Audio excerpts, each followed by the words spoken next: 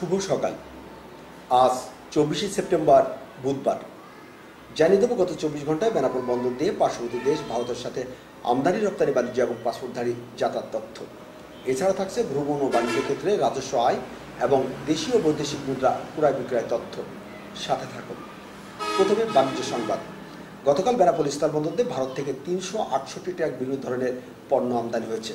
এই সমস্ত আমদানি পণ্যের মধ্যে ছিল শিল্প কারখানার কাঁচামাল, তৈরি পোশাক, গার্মেন্টস, শিশুখাদ্য, কসমেটিক্স, মাছ সহ বিভিন্ন ধরনের পণ্য। এ সময় বাংলাদেশি পণ্য ভারতে রপ্তানি হয়েছে মাত্র 74 ট্রাক। এই সমস্ত রপ্তানি পণ্যের মধ্যে উল্লেখযোগ্য ছিল ইলিশ, বসুন্ধরা টিস্যু, ওয়ালটন সামগ্রী সহ বিভিন্ন পণ্য। এ সময় বাণিজ্য খাতে সরকারের রাজস্ব আদায় হয়েছে প্রায় 14 কোটি টাকা।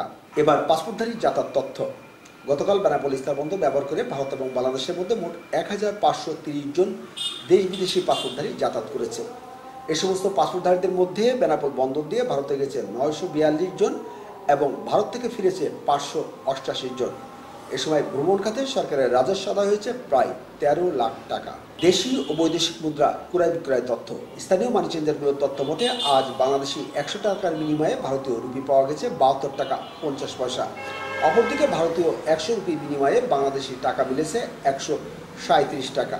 প্রতি ইউএস ডলারের ক্রয় মূল্য ছিল 125 টাকা 50 পয়সা এবং বিক্রয় মূল্য 126 টাকা 50 পয়সা। সাথে থাকার জন্য ধন্যবাদ। নিয়মিত এ ধরনের তথ্য পেতে যুক্ত থাকুন আজকের কথা ফেসবুক পেজ ও ইউটিউব চ্যানেলের সাথে। সে পর্যন্ত সবাই ভালো থাকবেন, সুস্থ থাকবেন। আল্লাহ হাফেজ।